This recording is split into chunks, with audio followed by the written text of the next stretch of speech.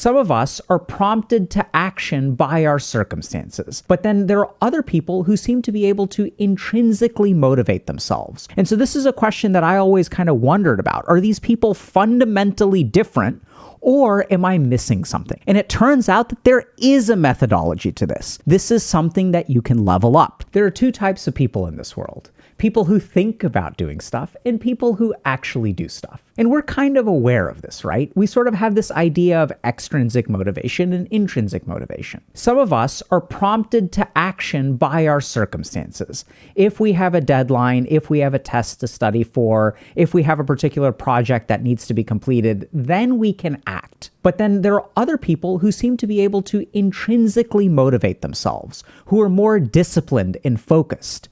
And what's the difference? So I've always wondered, are there two types of people? Is this like a fundamental difference? Is this down to your genes, down to your personality? What separates people who think about doing things from people who do things? And you may have wondered this too. Are thinkers fundamentally different from doers?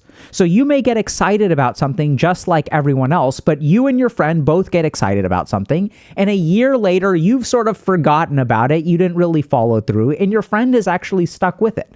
What's the difference?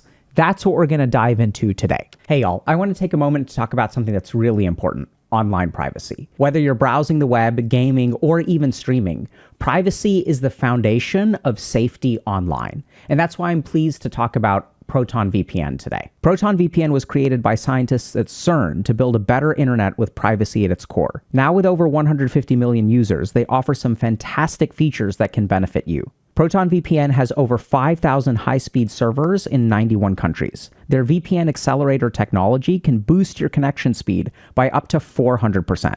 Plus, there's no bandwidth limit, so you can game and stream without interruptions. There are a few things that I really like about Proton VPN. The first is that they have a no-log policy, which has been audited by third parties. So this is a situation where they don't actually keep internal logs of your browsing traffic. Many people who will protect your privacy will actually keep logs of everything that you do. But if there are no logs, no one can access them. The second thing that I really like is that Proton VPN is actually open source. So you can go and look at the Proton VPN code, which people have done, to ensure that there's nothing shady going on. The last thing that I really like about Proton VPN is that they have a integrated ad blocker built into their VPN services. So normally there are all kinds of trackers and stuff that are following you around, recognizing what you're looking for, what your psychological vulnerabilities are, and then will actually send you ads to exploit those. Proton VPN protects you from that. So thank you so much to Proton VPN for sponsoring today's video and keeping mental health content on the internet free. We're really grateful to them for their support, and I strongly recommend you check out Proton VPN if you're interested in taking your privacy seriously. Super cool thing is that they're offering a 64% discount for members of the HG community, so check out the links in the description. And this is something that I've thought about a lot because I myself was a thinker. Right? I got super curious about things. I would get very excited about stuff. Sometimes I'd order a bunch of books. I'd be like, okay, yeah, like this is going to be my thing. I'm going to learn to breakdance. I'm going to learn to play a new instrument. And then a couple weeks would go by and my sort of curious passion would end up dissipating completely. And I looked around at other people and I sort of noticed that some people, when they get curious about stuff, are able to follow through with it, turn it into discipline and stay consistent. And so this is a question that I always kind of wondered about. Are these people fundamentally different, or am I missing something? Which is why I was absolutely thrilled when I had the opportunity to work with not one, but two Olympic athletes. So these are people who are literally the best in the world at the particular thing that they do. And as I was working with them on unrelated things, in the back of my mind, I was always wondering, okay, like, I'm going to try to figure out, how did this person accomplish this? How did this person develop such a passion, have such strong intrinsic motivation? And I came to a couple of conclusions, which we'll share with you. But still, I wasn't quite sure, right? Because in this situation, I have a sample size of two. I have two human beings who are incredibly high performing. So I can't quite extrapolate that out or form a conclusion about the population at large. Which is why I was thrilled to discover that we've basically figured this out. There's a bunch of novel research in neuroscience around extrinsic motivation and intrinsic motivation and how to turn from a thinker into a doer. And this actually has 4 discrete steps that if you do something like work with an Olympic athlete, you'll discover that they went through these steps. And the tricky thing is that some of these steps aren't really visible. So we'll sort of see what someone else is doing. We'll look at someone who's like very disciplined and they get a lot of stuff done. And we'll think to ourselves like, okay, I'm going to start doing what they do. But when we try to do it, it doesn't seem to work out. And that's because the research has sort of shown us that there are internal cognitive steps that you need to take as well.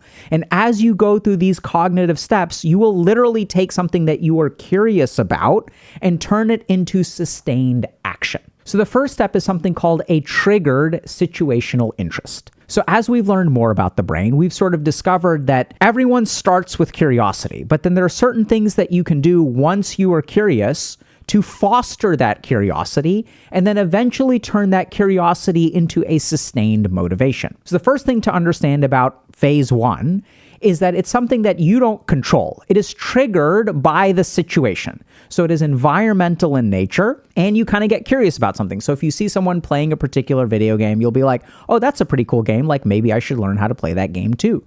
But there are a lot of things that we don't quite understand about curiosity. And there's one major pitfall that we tend to fall into. And that is oftentimes curiosity actually comes with negative emotions. And we tend to think about curiosity as a positive thing, right? We think that curiosity sometimes attracts us to stuff, which is why we get confused when even when we get curious about things, we seem to not do anything about it. Why is that? It's because in the triggered situational interest, oftentimes we have some negative emotion that actually keeps us from pursuing it. So I'll give you all a simple example. When I was in college, I decided that I wanted to be cool, man. I'm gonna be cool. So I went to a breakdancing class and I was like, oh man, like I'm gonna learn how to breakdance. I'm gonna be a b-boy. I'm gonna get the ladies. It's gonna be cool. And I went to this breakdancing class where a lot of people were breakdancing. And I was like, damn, that's super cool. And I felt pathetic. I'm not that graceful. I don't have that rhythm in my body. I don't know if I can ever do this. It completely destroyed my confidence, which is something that is very common when we get curious about something. It actually comes with some degree of negative emotion. And so what a lot of people will then do is they'll say like, oh, you have to overcome that negative emotion, right? Like that's what someone like Dr. K on the internet would tell you to do. Oh, you have some negative emotion, process that emotion, regulate that emotion, go to therapy, do journaling so that the negative emotion goes away and then you can pursue your curiosity. Turns out that's wrong. So what we want to do and there's research that shows this, if we want to move past a triggered situational interest, I see something in the environment and I'm interested in it, we don't actually need to engage with it further. We don't have to overcome anything within ourselves. What we actually need to do is just focus on continued exposure. Continued exposure is what leads us to something called maintained situational interest. So this, once again, is an interest that is triggered by our environment. So we're still externally motivated, but the trigger is consistent, right? So it's maintained situational interest. And this is where it's like super cool because if you're like me, you love learning about doing things instead of actually doing things, which is literally exactly what we want to do to eventually reach intrinsic motivation. It may seem like it's a step in the opposite direction, but when we study people who start off with curiosity and end up with a lifelong passion, this is a critical step. What we really want to focus on, if you're curious about something, is not overcoming the negativity, but just continue to expose yourself to that thing. You don't have to conquer any internal thing.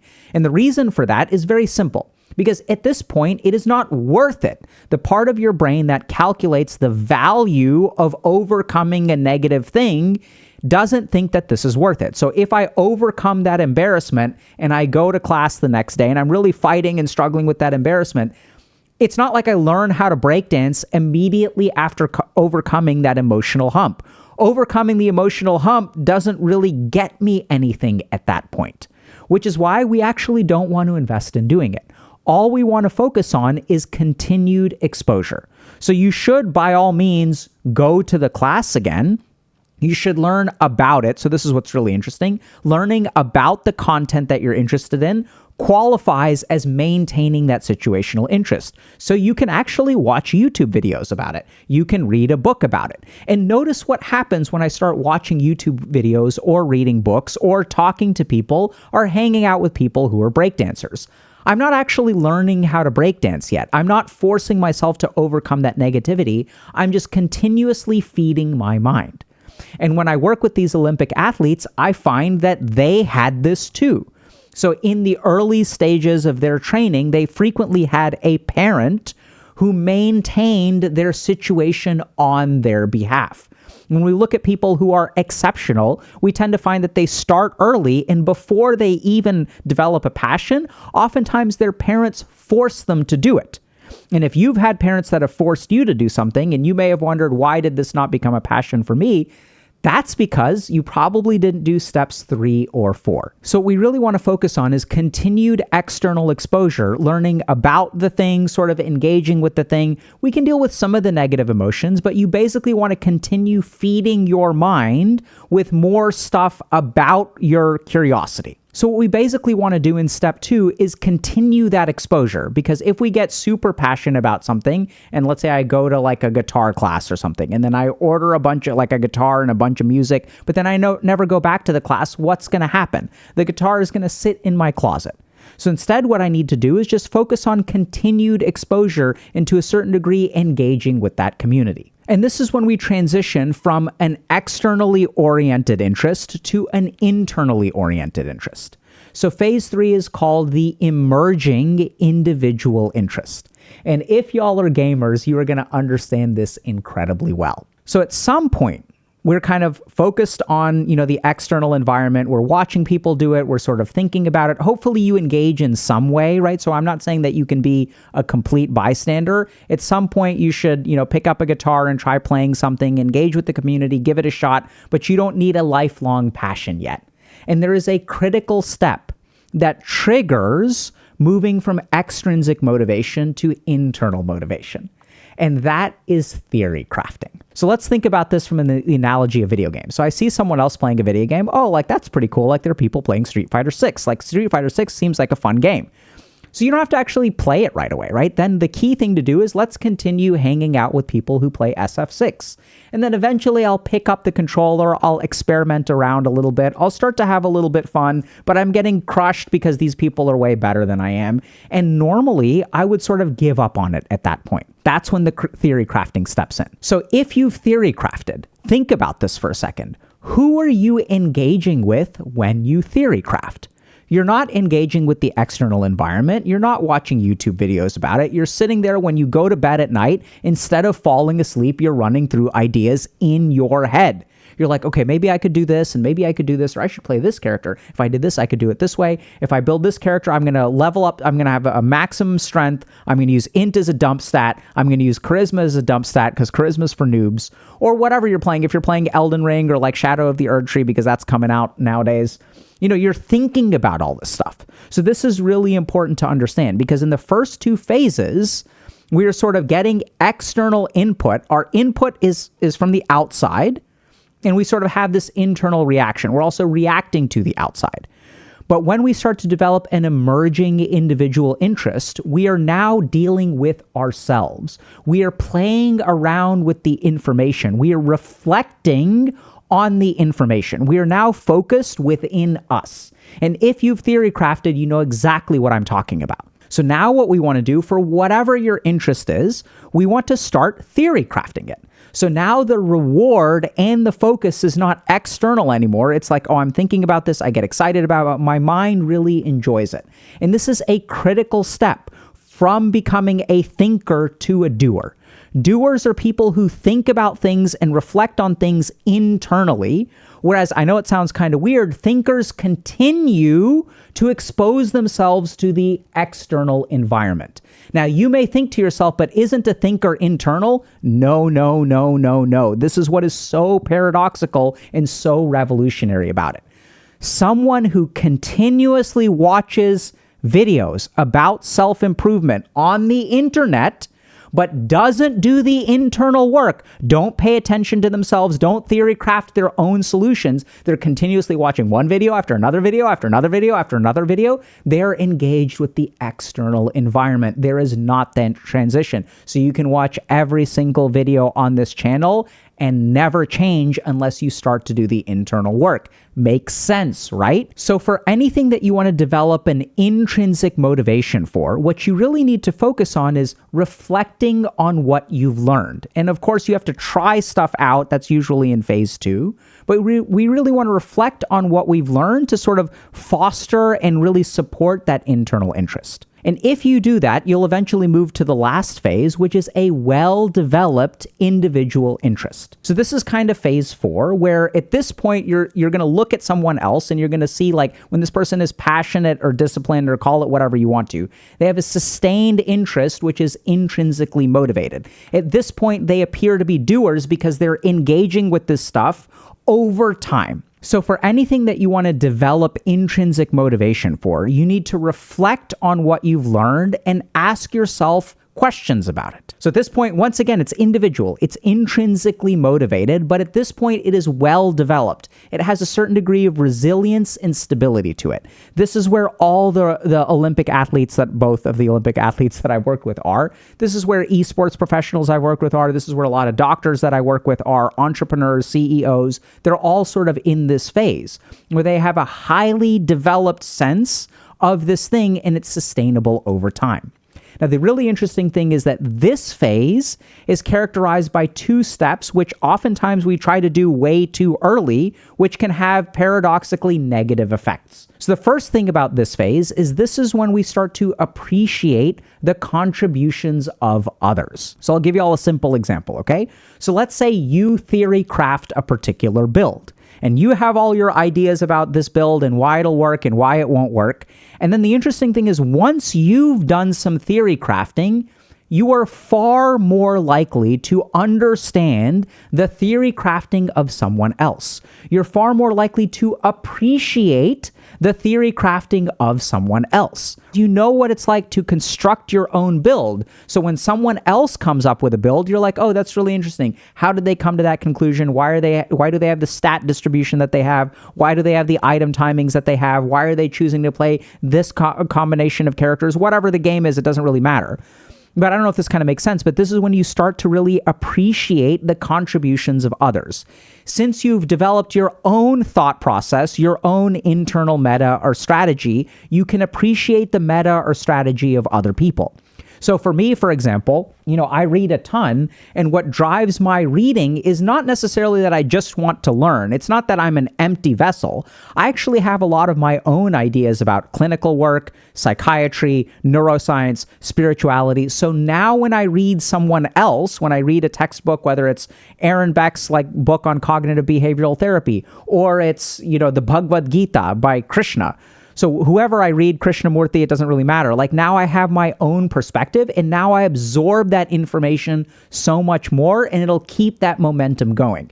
And as I'm sure y'all can imagine, the more of this stuff that I read, the more of an expert I become. The problem is that if we engage in this stuff too early, it's important to get some degree of exposure. And I recognize that earlier I said it's okay to watch a YouTube video. We need some kind of external input. But there's a big difference between an external input that fosters my curiosity and really having the bandwidth and background to digest another way of thinking, right? We're not experts at the beginning. We don't understand someone else's meta. We don't understand, this person is breakdancing this way, this person is breakdancing this way, when I don't know how to breakdance. We just want to watch 5-minute YouTube videos that are like, wow, that's pretty cool. I want to learn how to do that. Later on, we want to go more in depth. And what I find is that when people who are in phase 1 or phase 2 and they try to read a lot of books about something, what they actually do is this is kind of boring. It's not really that engaging. And The second thing that we want to do to maintain phase 4 and to really be sort of committed to something is ask for feedback.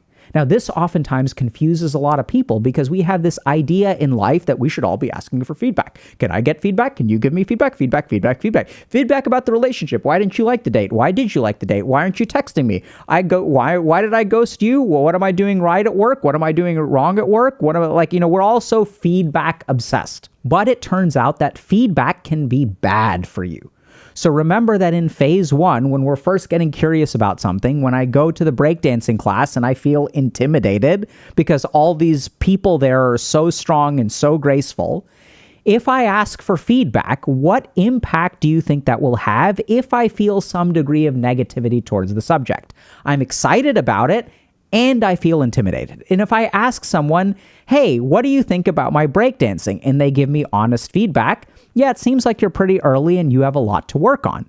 If I have that negative emotion, feedback early on will actually destroy my motivation and kill my curiosity. It will not develop into a passion. In order to receive feedback and utilize feedback pretty well, what we really need is confidence in the subject at hand. The more stable and confident, the more sustained our interest is, negative feedback won't be able to squash it. In fact, since I have a stable interest in something, when I receive feedback, then I can incorporate that feedback because I have that foundation and then I can grow. Now, there are absolutely cases where early on you want feedback, but what we sort of know from scientific studies is that feedback becomes more and more and more important the further in your journey you are. And that early on, if I take a 6-year-old kid and I say, hey, you got a bunch of these math questions wrong, or I'm telling them you did this wrong in chess and you did this wrong in chess and you did this wrong in chess, they're much less likely to ever want to play chess again. And if you've given feedback to some students, even if you're playing a video game, what you'll find, you'll observe the same thing, is that not all human beings are capable of receiving feedback. We have this idea that it's such a wonderful thing and we should be giving it and receiving it all the time, but it requires a lot of confidence and stability to actually receive and incorporate feedback. So if you follow these 4 steps, it will transition you from a thinker to a doer. We have neuroscience studies that literally show us, okay, when a human becomes curious, this is what activates in their brain. And curiosity is not the same as intrinsic motivation. Curiosity is a desire for more external exposure. Let me go see more of it. Let me touch it. Let me play with it. I'm looking for information from the outside.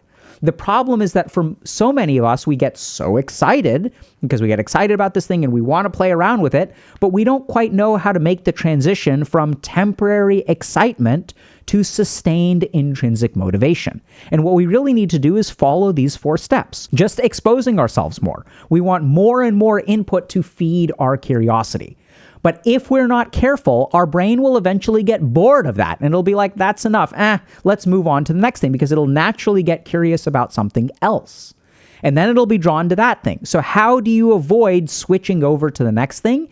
That's when you need to switch to an intrinsic motivation. You need to start reflecting, asking your questions, theory crafting. And as you all know, I don't know if this makes sense, but if you've ever theory crafted something, the more you theory craft, the more you want to play. But think about how powerful this is because you're not getting external environmental exposures at that point. All of the drive is transitioning to intrinsic. And once that drive to intrinsic is there, then we can help it grow and excel. Like you will start to excel as you start to think about other thinkers in the space, appreciating the other ways that people make builds, as well as soliciting and incorporating feedback. So if you're someone who's struggled with intrinsic motivation, if you're someone who's just a thinker instead of a doer, I strongly encourage y'all to follow these steps. And I can't guarantee that you'll become an Olympic athlete, but I certainly know that I was a 19-year-old kid who was failing out of college, who got curious about 1,000 things. I ran for student government. I joined a fraternity. I was trying to climb the Warcraft 3 ladder. I was trying to date, and all of it was a mess. And now it's like everything is going well for me, gratefully, right? So I have a job that I'm relatively happy about. I have a relationship that I'm relatively happy with. I have a family that I'm relatively proud of. I still play video games. I'm climbing rank in MMR. And that's the really crazy thing, right? Because when we look at other people in the world, it seems like there are 2 camps of people. And this was something that was so confusing to me because at the beginning I thought okay, during character creation in life, everyone gets the same amount of points, right? So I can level up strength, but then that comes at the cost of int or charisma. The problem is that in the real world, it seems that the opposite is true. Having a successful career that you love makes it more likely for you to develop a healthy relationship. And if you have a healthy and successful relationship and you have a healthy and successful career, then you are more likely to be happy in life. So the real crazy thing is that if we look in the real world, it seems lopsided. It is completely imba. Some people have it all, and some people don't have any of it. And we look at this and we think to ourselves, how is this? Are some people just fundamentally luckier? Do some people get the short straw and some people get the long straw? But it turns out that no, that's not actually the case. That there is specifically a neuroscience-based skill progression that allows you to take a simple curiosity and turn it into a sustained motivation. And people who learn this process, because these Olympic athletes that I worked with, by the way, one of them was a student at Harvard Medical School. And it's like, holy shit, that's so OP. How is it these people are so good at all of the stuff and I am so bad at all of the stuff? I literally mentored someone whose resume was like 3 times as good as mine. It's wild. And it turns out that there is a methodology to this. There is skill behind it. It, just like cooking or playing a video game or learning how to talk to other human beings, this is something that you can level up. And follow these steps, and we hope that it'll work for you.